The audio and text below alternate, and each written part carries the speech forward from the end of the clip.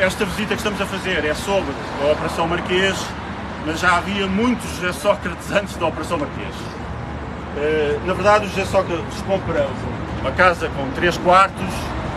aqui no 4º andar deste edifício, em 1998. Portanto, se lembram, o José Sócrates foi primeiro-ministro entre 2005 e 2011. Esta casa é anterior, bem anterior a isso. Ele comprou-a em 1998 por moeda atual 235 mil euros, antes ainda de ser secretário-geral do Partido Socialista. Já havia sussurros sobre o José Sócrates, o caso de Cova da Beira, quando ele era Ministro do Ambiente, um negócio para acabar com lixeiras na zona dele, de Colhã, da Cova da Beira, coisas relacionadas com o programa Polis, que ele também dinamizou como Ministro do Ambiente, o Freeport, exatamente, o licenciamento do Freeport. E, portanto, é em 1998, com estas coisas, digamos, às costas, que ele compra este apartamento. E é nessa altura, portanto, ele compra um T3, aqui é no 3º andar, não é no 4º. No 4º andar era a casa da mãe dele, e é aqui que nasce a narrativa de que José Sócrates era rico de família, com umas heranças por parte da mãe, de um avô que tinha feito fortuna durante a Segunda Guerra a vender wolframio, e que haveria aqui, do tal 4º andar de casa da mãe, um cofre onde eles tinham o dinheiro dessa herança, não sei se ainda em escudos do tempo da Segunda Guerra, mas era essa a narrativa. E, portanto, quando José Sócrates se candidata a secretário-geral do Partido Socialista, antes até de vir a ser primeiro-ministro, já havia zunzuns sobre isto, que foram arrumados com a narrativa de que é dinheiro de família, eles têm dinheiro. Entretanto, também vimos, ao longo dos anos, escutas feitas durante a investigação de telefonemas entre a mãe de José Sócrates e José Sócrates, em que a mãe diz que precisa de, não é dinheiro, porque eles usavam aqueles códigos dos papéis ou das fotocópias, porque estava muito depenadinha. Portanto, para algum lado, a dita herança de wolframio havia ter ido, porque afinal a mãe rica estava a pedir dinheiro ao filho. E, portanto,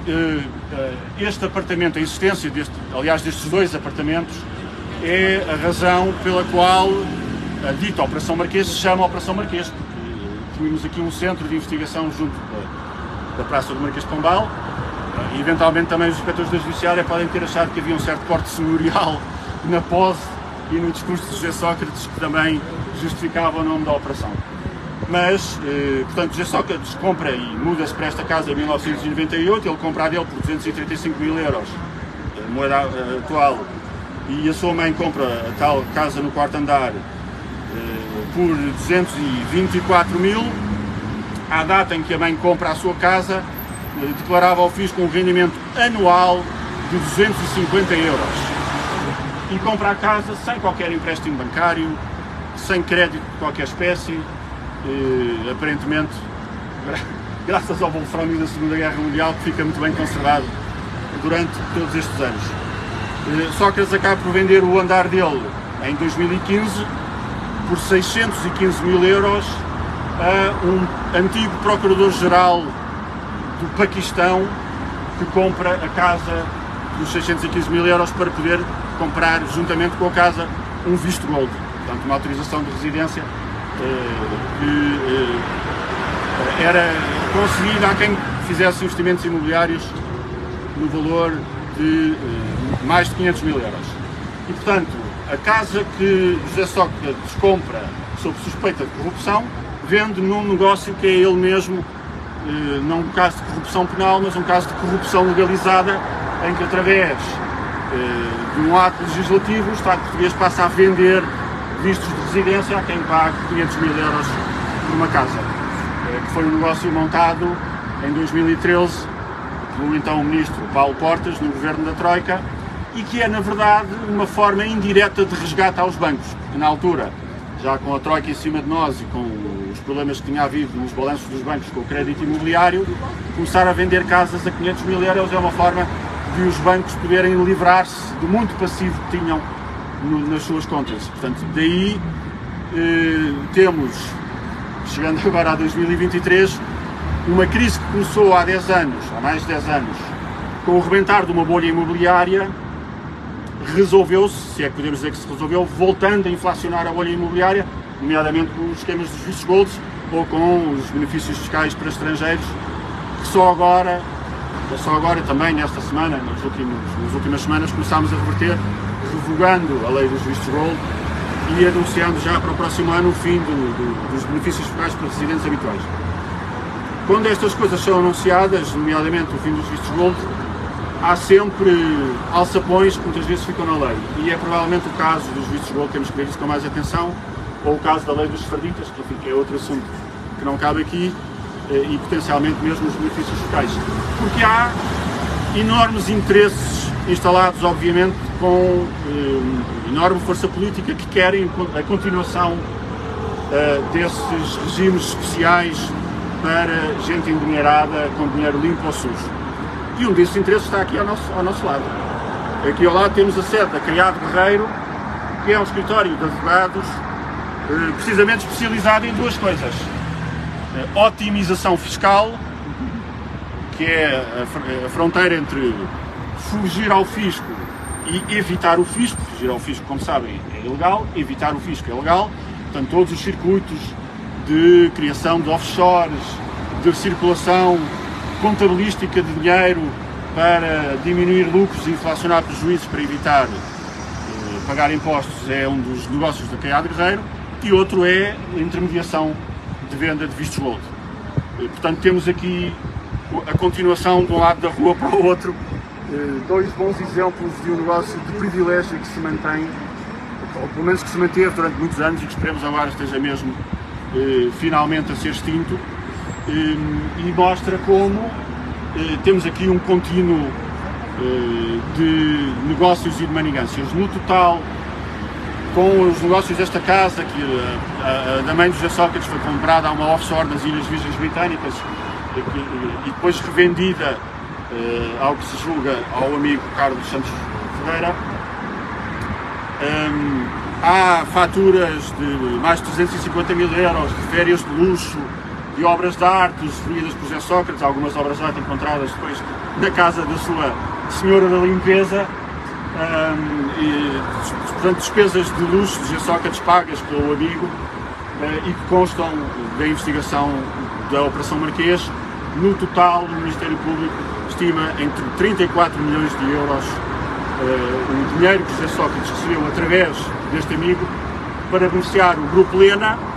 que é um grupo de construção civil, antes de tudo isto, um grupo de média dimensão da região de Leiria, com interesse na construção civil, na comunicação social a dada altura, e que se tornou, durante o governo de Sócrates, no principal fornecedor do Estado português, em obras públicas, em contratos como os do Parque Escolar, etc.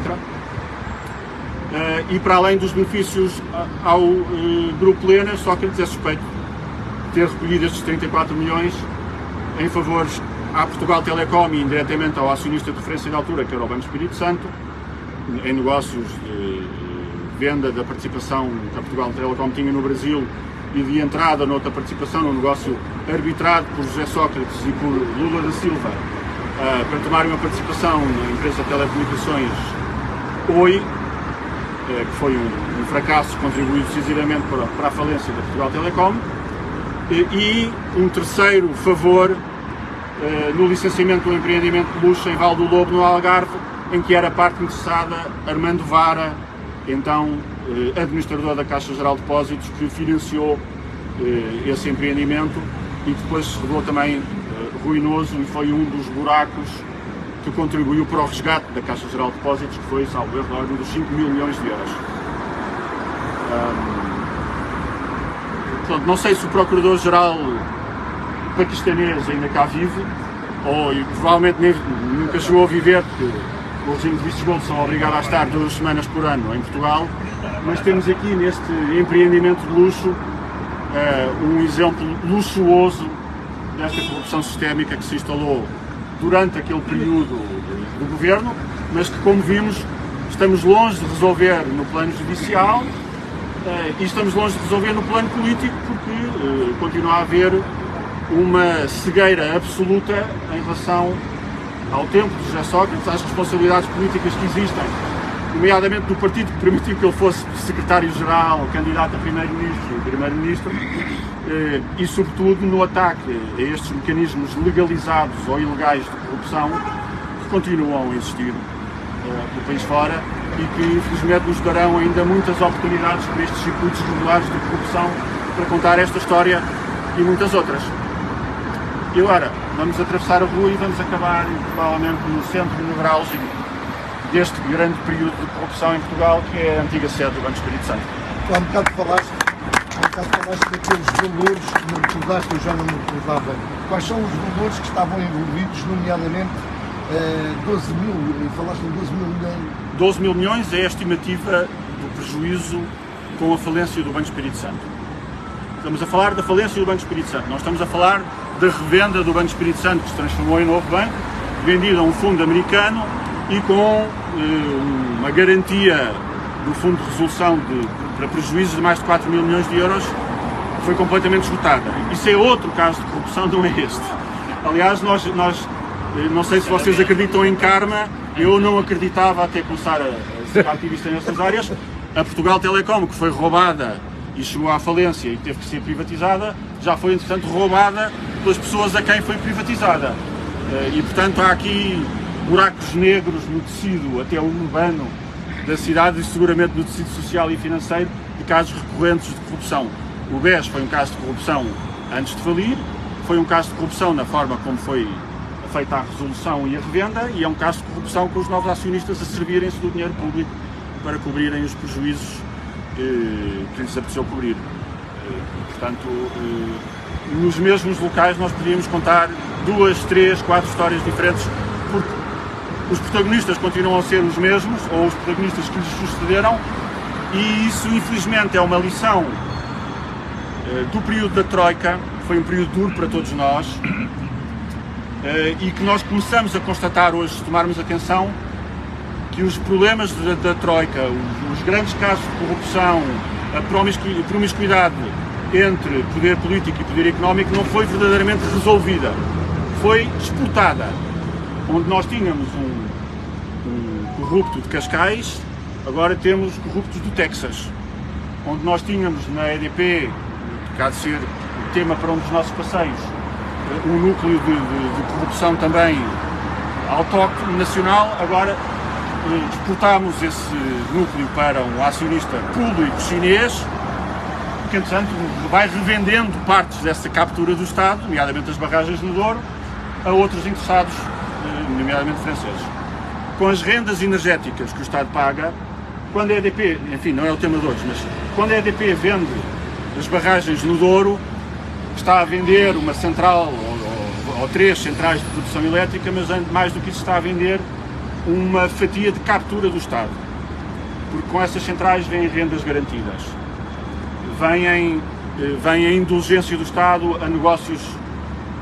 desde logo de fuga ao fisco, como o que foi montado para vender as barragens. Esse é um passeio que podemos fazer na sede da EDP, ou se quisermos ser mais pitorescos, um dia vamos ao Alto Douro fazer esse passeio. Mas, portanto, muitos dos protagonistas mudaram. Os que foram, digamos, expulsos em 2012, 2013, 2014, na verdade continuam impunes. Portanto, Ricardo Salgado já não é o dono do BES, mas continua a viver uma vida confortável. E, portanto, o risco disto voltar a acontecer mantém-se.